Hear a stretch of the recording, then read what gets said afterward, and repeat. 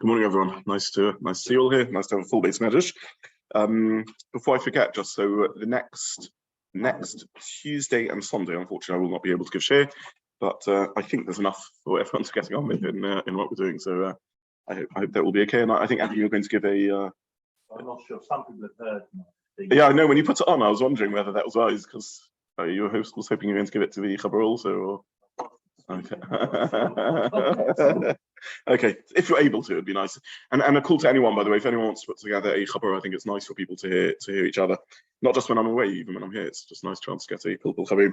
Okay, so I just want to summarize because I think I got myself into a little bit of a tangle on the last toaster. So just to what we are now looking at is we're trying to understand a little bit better the view of Rabbi Shimon and those who argue with him, and also trying to understand the vast array of potential Muktza candidates which float around the Ner, the lantern, the lamp scenario. The scenario the Gemara talks about, the Shemen SheBaNer, is and maybe this is why the Gemara chose this scenario, is a very good one because it's a meeting point of so many different types of Muktza. So it's a very good way to bring out the debate. And in addition, we're trying to understand that Muktza doesn't just vary in terms of what is Muktza or what makes something Muktza. Does the fact that it's dedicated for mitzvah make it Muktza, or does the fact that it would involve a melachot make it Muktza? That's the what of Muktza. There's also the flavor of Muktza. Muktza itself isn't a one-off thing. You can have something that's Muktza with respect to movement, or Muktza that's with respect to use, but not movement. There's varieties of Muktza in terms of when we say something's Muktza with respect to what? Is it Muktza completely that you can never move it, or Muktza with respect that you can't use it for one function, but you could use it for another function? That's part of the challenge of learning Hilchos Muktza. And even though when we sort of learn Shabbos, Halacha to Shabbos, superficially we say something is Muktza or not. In fact, what we really need to say is its functionality is Muktza, and then we need to work out which sorts of functionality we're talking about. Okay, so Tosfos on the base, first of all, noted that the Mishnah is saying that the oil is you can't benefit from the oil. It doesn't say you can't move the oil. It simply says you can't benefit from the oil. So Tosfos then makes the point that if this is going like Rabbi Yehuda, this wouldn't make sense, because which sort of Muktza would give the outcome of only not being able to benefit from the oil, but would allow you still to move the oil? Because Rabbi Yehuda, after all, or those that argue on Rabbi Shimon, in a few short time in Gimel on the base, is going to say that even the leftover shemen in the lantern is osa, is not allowed to be metaltel. So this is the point where Tosfos is coming from. And really what I'm saying now over here is a mashal. And therefore he says that this can't work like Rabbi Yehuda, because Rabbi Yehuda holds that Muktza machmas issa is osa metaltel. So this must be going like Rabbi Shimon, who doesn't hold of Muktza machmas issa, and therefore it's going like Rabbi Shimon, who only holds of Muktza iskatsoy lemitzvasoi. That he is moida to, that he agrees to. And therefore, what sort of Muktza would that be? That would be a Muktza that you're not allowed to benefit from the oil, but it wouldn't mean that you're not allowed to move the oil. The consequences of this, therefore, says Tosfos, is that the oil in the lamp is Muktza, because it's set aside for the mitzvah use of the lamp burning. It also means that the lamp we're talking about over here isn't just any old light. It's the light that you've lit in honor of Shabbos in order to light up the place for Shabbos. And the consequence of that is that even the oil that drips out is no longer, and therefore has already left the lamp, and therefore can no longer be used for the burning of the fuel, remains Muktza, because this oil was set aside for the mitzvah and therefore can't be used even though it's dripped out of the lamp. And it would only cease to be Muktza when the lantern, when the Ner goes out, even though it has long left the lantern. That is the summary of Tosfos. The final point Tosfos makes is that the quoting the Gemara in Daf Mem Zayin Amud Aleph, sorry.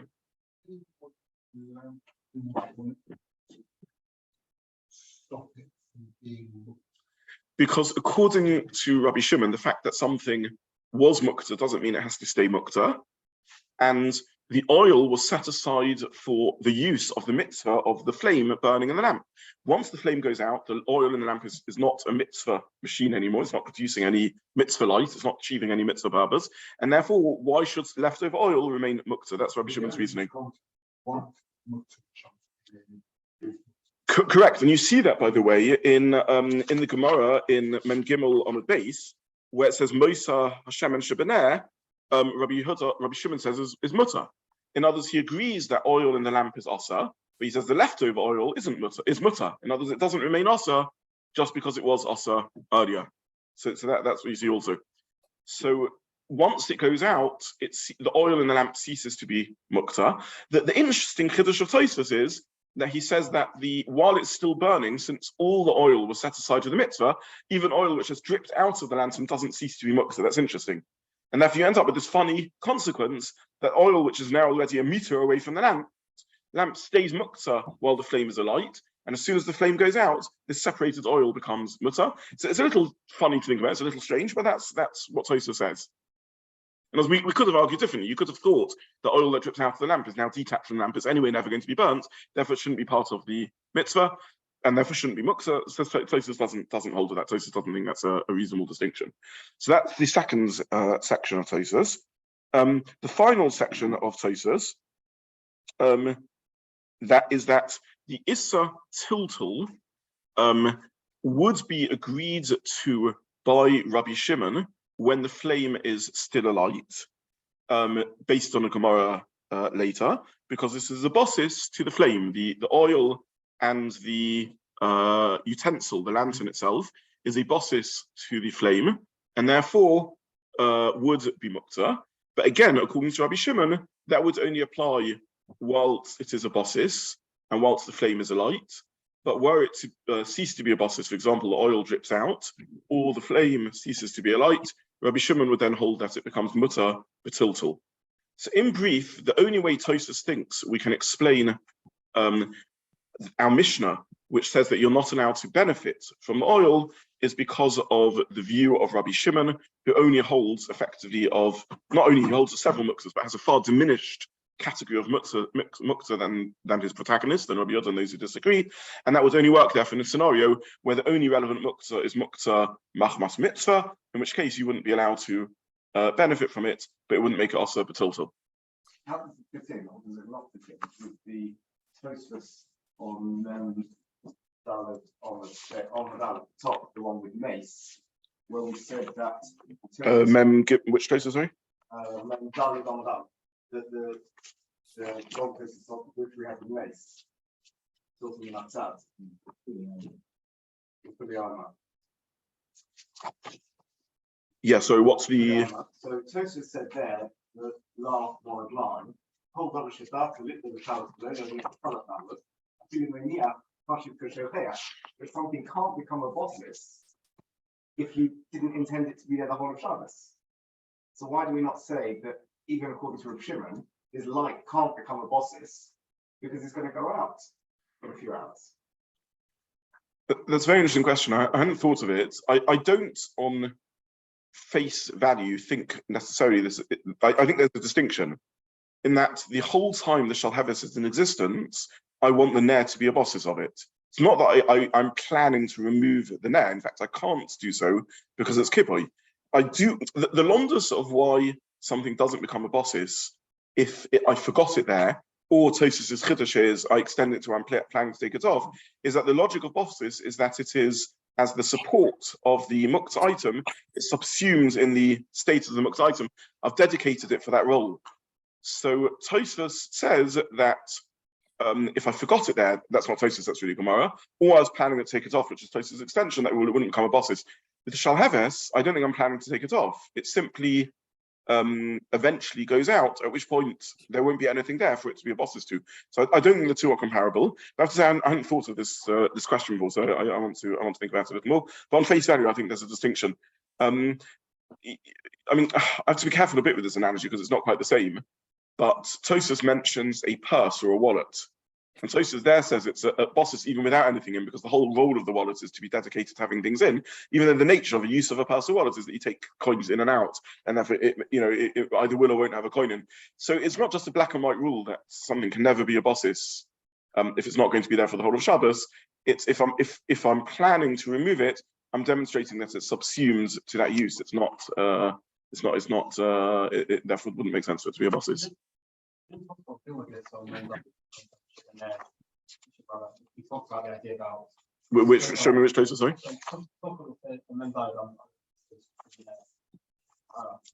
About there being sukkah decorations, the lamp was lit. Didn't he mention that basically this idea of how the last bit of the top part is that about why did tonight work? Why does it not? Why can't I use the lamp afterwards? It was buses, and it's exactly because of the separates different idea. Sorry. No, I think there's a relationship between the two, but I don't think it's the identical point.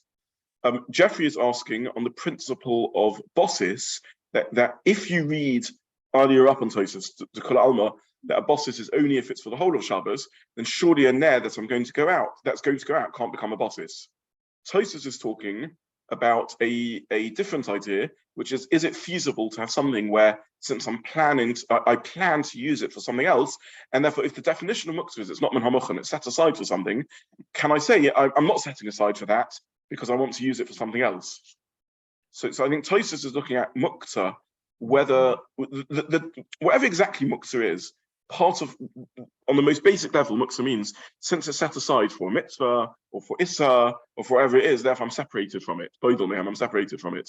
So Tosfos says, well, what happens if I don't dedicate it to this purpose, and if I don't want to be separate from it because I'm planning to use it later for something I want to use? That's a question around what is it in Muktza makes me separate from things. Here we have another question, which is bosses, which is considered subsumed to the Muktza item because it's the basis of it.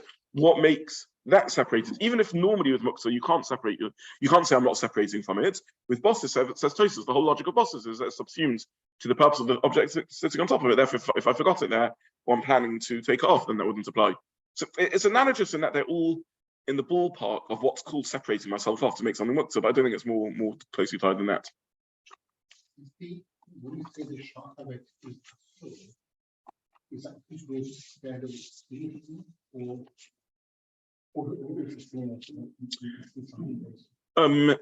there is, and we will talk about the Muktza of using the oil to using. One of the reasons we'll see shortly for not being allowed to use oil in a lamp is because by using up on that, you will actually extinguish, you'll reduce the fuel. However, that's with respect to the oil. With respect to the shalheves, it's, believe it or not, it's not entirely clear what the Muktza is. There's a number of suggestions what the Muktza might be. One suggestion might be because we're worried it's Muktza in the sense that you can't move a shalheves around, take a shalheves on Shabbos because of extinguishing it. Or it could just be that shalheves is not a keli, it's not a utensil, and therefore it's Muktza. In other words, in Hilchos Muktza, any keli is by default, in a sense, not Muktza, unless there's a reason it should be Muktza. Meaning to say, kelim are utensils. What's utensils? Objects which we have crafted and formed to serve us. So anything which is crafted and formed to serve us, by definition, isn't Muktza, because it's standing for our use. Unless it's crafted and formed to serve us in a manner which is osur on Shabbos, therefore it will become Muktza. So why is a hammer Muktza? True, it's a keli, but on the other hand, it's designed to be used for building, and you can't do building on Shabbos. That makes it Muktza. Why is a hammer allowed to be used for the tzorech gufay or the tzorech mekomai? Because there's a tension between these two facts. A stone isn't a keli at all. It's a random stone in the street. In no way is set aside for human use. So it's the highest level of Muktza, or one of the highest levels of Muktza. It's Muktza machmas gufay. It's just not a keli. A hammer, on the opposite extreme, you have a knife and fork, which is set aside for use. It's by definition not Muktza. And then you have a hammer. There's a tension within a hammer. On the one hand, it's a keli, it's a utensil. Utensils are set aside for use. On the other hand, its primary use is for building, which isn't allowed on Shabbos. Okay, so that makes it Muktza by default. It's Muktza normally speaking, with respect to general use. But if I wish to use the hammer for a permitted use, like cracking open a coconut, by definition, it's not muktza with respect to that use, because it's ultimately a keli. Utensils are there to be used for everything. What's unique about utensils is I will use them for whatever I can use them. They're things around my life which are set aside for human use, and therefore there's a layer of the utensil use which is non-specific and isn't just for building, could be used for anything else, and therefore I can use the hammer for that. A shalheves, on the other hand, is not a keli. It's not a utensil, and that's the second possibility about why it might be muktza, because it may just not be the sort of thing that isn't muktza. It's a thing, but not a keli, and therefore it may be muktza because of just its fundamental. So when there's no substance to it, that the shalheves is a defined ball of gas, and water is a machal, so it'd be something else. So water is a food or a drink and used for things like that. And Ochanami, you might be right. So if the liquid mercury has been formed into a keli, like in an old-fashioned thermometer, then maybe it's a keli, but we'd have to work out about Kasar and Kiss and about whether it's for a muktza use and whether you're allowed to use thermometers and so on. But if it's just a pool of mercury and Ochanami, like poisonous liquids, pool of poison liquid would be muktza for that reason. Yeah. If the shalhevet itself is asur, and that's the reason for its muktza, so how does that resolve with Rabbi Shimon, who does not hold with, according to Tosfot, Muktza l'Isuro, because he got basis to the davar ha'asur. So he would say, sorry, according to the Tzad, it's not because there's nothing that you're saying, according to the Because the shalhevet is the other things are, and the tila, all the other things are basis, the davar ha'asur, which is shalhevet. yes. And if the shalhevet is the thing which is asur, and Rabbi Shimon's going to talk about that thing of Muktza l'Isuro, how does that work? Muktza l'Isuro can mean one of two things. It could mean a perfectly mutter utensil, a hammer. There's nothing osir about a hammer, but it's normally used for forbidden use, and that muktza Rabbi Shimon would disagree with. But a muktza which is created because by using it, you in and of in itself, you could step over a line, that muktza Rabbi Shimon might agree with. So for example, why can you not help yourself to the oil? Because through so doing, you're removing the fuel in the lamp, and therefore it's shemei yachaber. So that's slightly different to the hammer type muktza. And that in turn is slightly different to the possibility that shalheves is muktza, because by moving it, you may extinguish the light. So even though there's a commonality, then all three cases there's an issa floating around over here, just as a point of logic, all three are different, and therefore we need to consider each one in the view of Hilchos Muktza according to all the opinions. Again, a hammer, lifting a hammer, there's no fundamental issa to it. A hammer is set aside generally for excuse me, melacha use, and that's one type of muktzah. It's muktzah because it's not set aside for regular use. It's hooked for that. Then you have helping yourselves to the oil, which in and of in itself is a melacha or near melacha, because I'm removing fuel from a fire, and therefore that would be a second type of relationship between objects and nissa. And a third one is a shalheves, where there's a risk that by moving it out and moving it around, I may extinguish it. When my child saying that this is davar ha'asur, it's not in the sense because it's Muktza l'Isuro, because it's still Muktza l'Mitzvato. Not because of mitzvah. So even if it's not a mitzvah light, even if it's a neutral light, either shalheves is muktzah because it's not a keli, and even Rabbi Shimon would agree to that, or it's muktzah because in moving it's likely to extinguish it. One of the two. But by the way, this shaila has profound halachic implication as to whether modern day lights are muktzah. So you have three types of lights. We have old-fashioned flame lights, which we know from the Gemara shalheves is muktzah, even though it's not clear entirely why. Then you have a modern day light which has a filament, which is in the halacha generally taken to be a shalheves, but there's no risk of extinguishing it by moving it around. And then you have a modern day light which has no shalheves at all, like an LED light or a fluorescent light. So there, would the muktzah there apply at all? And these are very real shalas. As I mentioned last time, they affect questions about whether you can take lights in and out of your sukkah. On these sorts of shalas, they're on Shabbos, for example. These are real questions. Okay. So that's what I want to draw out from the Gemara from Tosfos earlier. Let's now cycle back to our sugya on Mem Daled Daled, the short little, ostensibly simple sugya on our Gemara, in which the Gemara says that Mosar HaShemen SheBaNer, the Shebeka'ora, also Rabbi Shimon Masi. So the Shemen SheBaNer is Osa, and Rabbi Zobin says it's Mutter. So first of all, Osa with respect to what? So I printed on the, I hope I printed on the source sheets.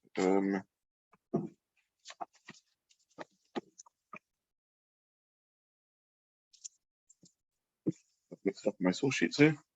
I've found it. Sorry, I found my source sheet. Sorry, it's a few ones. No, I've got the old hammer designs of these source sheets here. Oh, thank you very much. Okay, thank you. Sorry, I lost my source sheets. Okay, so yes, so Tosfos, so I printed, yeah. So the Rabbeinu Chananel, the Rif, and the Rambam all seem to say that when the Gemara says Mosar HaShemen SheBaNer v'shebakara Osa, it doesn't mean Osa b'tiltul, it means Osa listapik mimenu. You're not allowed to use it. In the Rabbeinu Chananel, it seems that was his girsa in the Gemara, and in the Rif also, maybe that's the girsa in the Gemara. They both say Tana Rabban and Mosar HaShemen SheBaNer v'shebakara Osa listapik mimenu. You're not allowed to use it. Did everyone notice that in these Mavashim? That means to say it's not an issa tilted, it's an issa use. Whether they're acting as commentators and explaining the Gemara, or whether they had an alternative manuscript gis in the Gemara, we don't know. But that's how they translate the Gemara of Osa listapik mimenu. The Rambam also, again, in the Rambam's passing halachas, but it seems that was also the gis of the Rambam or the explanation of the Rambam, because Rambam says Mosar HaShemen SheBaNer b'shebakara she'adliku b'hem b'osa Shabbos Osa listapik mimenu b'osa Shabbos m'neishu Muktza machmas issa. So again, the Rambam says Osa listapik mimenu because it's Muktza machmas issa. So this is the view of the Rif, Rabbeinu Chananel, and the Rambam. By the way, they all in a sense belong to one base medrash. There's often a commonality between the lineup of these opinions together. Rabbeinu Chananel, broadly speaking, was a teacher of the Rif, who in turn was a teacher of the Ri Migash, who in turn was the teacher or teacher of a teacher of the Rambam. So they often line up, by the way, when you learn Gemara, you often see that the Rif, the Rabbeinu Chananel, and the Rambam, whenever you have a difficult Rambam that doesn't seem in line with our Gemara, the first place is always to look as the Rif and the Rabbeinu Chananel to see, and the Ri Migash to see how they learned it. So this is the base medrash, or this is all in a sense one base medrash. Doesn't mean they always think the same way, but there's often a commonality. Okay, so this is this is the view of those Rishonim. Now, what's the explanation of this Muktza, and why would this Muktza only create an issa listapik and nothing else? So the Rabbeinu Chananel, the Rambam calls it Muktza machmas issa. It's Muktza machmas issa. What's the Muktza machmas issa over here? So the Ran on the Rif says, let's read the Ran on the Rif. Tana Rabbanon, Mosar HaShemen SheBaNer b'shebakara Osa listapik mimenu, b'shum dekiven diskatzoyde bein hashmashos machmas issa, since it was forbidden bein hashmashos because of issa, shari mistapik min HaShemen SheBaNer chayiv mishum mechaber. If you use the oil, you're chayiv mishum mechaber, because isa in Masechet Shabbat. Therefore, skatzoyde amin l'kula yoma afil l'achar shekaba v'hach b'kara shemadlik ba ka'amar dumiyah zaneh. Okay, so we're talking over here about a ka'ora, a bowl, but it means a lantern. And the reason why this lantern is Muktza is because Muktza machmas issa shemer yechaber. And what's the Muktza nature over here that you're also listapik ba? So the Ran and these Rishonim seems to be learning that it's not the explanation that the oil becomes completely also, that you're not allowed to be metaltel. The only explanation is you're not allowed to use the oil. It's not just on a practical level, you can't use the oil while the light is burning, because that's not because of Muktza, that's because you're using the fuel, and that's also diminishing the fuel supplies, as the Ran brings from the Gemara and Beitzah, is also because that's causing the flame to extinguish. The explanation is that because you're not allowed to use the oil because it will cause it to extinguish, therefore the oil becomes Muktza. But what sort of Muktza does it become? Only a Muktza of using the oil, not a Muktza of moving the oil. And now that the flame has gone out, according to the Tanna Kama, nonetheless, the oil remains Muktza, because once something is Muktza at the beginning of Shabbos, it remains Muktza the whole of Shabbos. Which sort of Muktza does it remain? The Muktza of Osa listapik. To the extent, this is another example of when we say something is Muktza, we don't always mean, we can't just ask ourselves, why is it Muktza? But we also need to ask ourselves, with respect to what is it Muktza? Why is it Muktza? Because of the Issa of Shemer Yechaber, of not Shemer Yechaber, because you would be extinguishing it by taking it. What sort of Muktza is it? Well, with respect to what is it Muktza? Only with respect to using it, not with respect to taking it. Nonetheless, since this is a type of Muktza, the Muktza will remain even once the original reason has gone away. And as it's set aside, just to translate this in terms, Shabbos came in, this oil was set aside not to take the oil, not to use it for something else. Moving it, why not? I can move it. Taking the oil, not, because if I would take the oil, I'd be mechaber it. And therefore, even once the flame has gone out, nonetheless, it remains set aside to be the fuel source of the flame. And therefore, I'm not allowed to use it. This is the opinion of the Tanna Kamma. Rabbi Shimon argues, Rabbi Shimon is matir, says the run why. He doesn't hold of this Muktza machmasisa, the lame that we should say about Mikudis Kasod ben Ashrash Kasod Kodiyoma, and Velo Kabbalah Rabbi Shimon Muktza machmasisa, etc. We don't pass like Rabbi Shimon with respect to this. So Rabbi Shimon says, whilst the flame is alight, I agree with you, you're not allowed to help yourself to the oil. Not because it's Muktza, because I don't hold with this type of Muktza, because practically speaking, if you help yourself to the oil, you're using up the fuel, and therefore you'll be extinguishing indirectly the flame. However, once that reason passes, there's no relevant Muktza over here because I don't hold of this type of Muktza. That's the first explanation in the Gemara. This is the view, the Ram's explanation of the view of the Rif, the Rambam, and Rabbeinu Hananel. So, no, it starts off with the oil being in the same pot. The oil is in the lantern or on the plate. And therefore, by taking it, I'm removing the fuel source. If that oil now gets separated or the flame goes out, the logic of extinguishing doesn't apply, but nonetheless, it stays Muktza with respect to using it. That's what the Tanna Kamma holds. If it was always separate and economy, it wouldn't be Muktza. You can't use the oil in the separate bowl, even whilst the flame is alive. Correct. But you just said the reason he can't do it is in case the flame goes out. And you've just replaced Tosfos' thinking, which Tosfos therefore says that the reason why he says you can't use it when it's separate can't be our Gemara. It has to be because of Muktza machmas mitzvah. Because that Muktza he does agree with. No, but he holds a Muktza machmas mitzvah. Yeah. In other words, what your question is just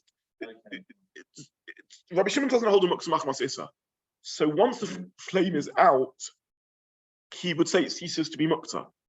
Now we have a question. So what do we do with our Mishnah that says which oil has separated from the flame is Muktza? That's also separated from the flame. It's no longer machaber if you're going to use it. Therefore, Tosfos says it must be that there's another reason for it, Muktza machmas mitzvah, which is the reason of Rabbi, which is a Muktza that even Rabbi Shimon agrees with. So again, just to spell this out, just to make this a little clearer, there are a number of nafkaminas in this, and this was pointed out by the poskim.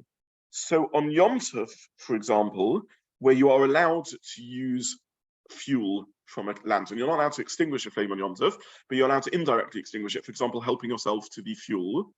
So in that case, the Muktza of Shemer Yechaber, of Kiboy, wouldn't apply, and therefore on Yom Tov, you wouldn't have this Muktza. But you would still have the Muktza of Muktza machmas mitzvah if these are your Yom Tov lights.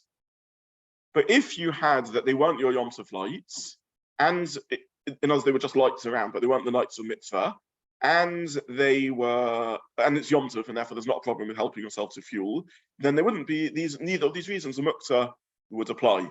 So each type of Muktza behaves in its own way. Tosfos points out that even Rabbi Shimon agrees to Muktza machmas mitzvah, but that's only where they're mitzvah lights, where they're your Yom Tov candles or your Shabbos candles.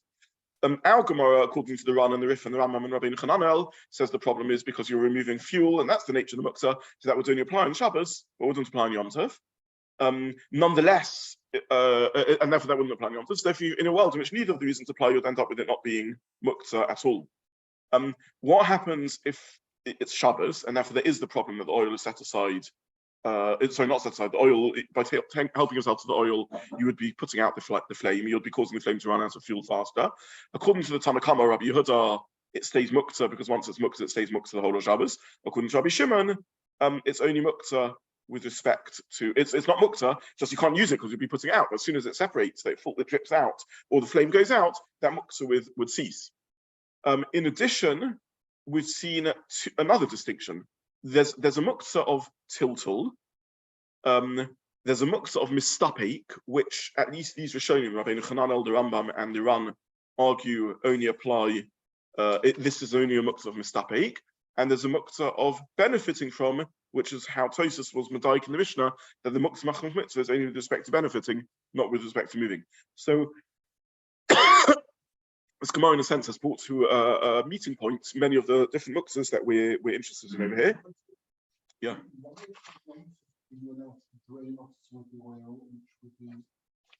results in being because Then you can't tell you that. yeah, I don't want to go too much into this Yom Tov, but on Yom Tov we can't extinguish flames because normally speaking there isn't a Yom Tov need to so do. I'm just doing it because I want to save myself fuel, or I don't want the flame on, and that wouldn't be enough to announce on Yom Tov. Were I, for example, to only have one flame in my house and I needed to cook on it, and the flame was too high and it was burning the pot, then the food I'm trying to cook, and then there would be a Tzorech Yom Tov to do so, and I'd be allowed to diminish the flame. So here, where I wish to help myself to the oil because I want olive oil for my salads or whatever, or to smear on myself, whatever it may be, on Yom Tov I'm allowed to help myself to the oil. That's one explanation. There's also other reasons that laws of groma work differently. This is groma, by the way. This is indirect causation. I'm not putting out the flame. I'm just removing the fuel, and therefore the flame will go out earlier. And the laws of groma also work differently on Yom Tov to the way they work on Shabbos. So several reasons why you're allowed to extinguish that.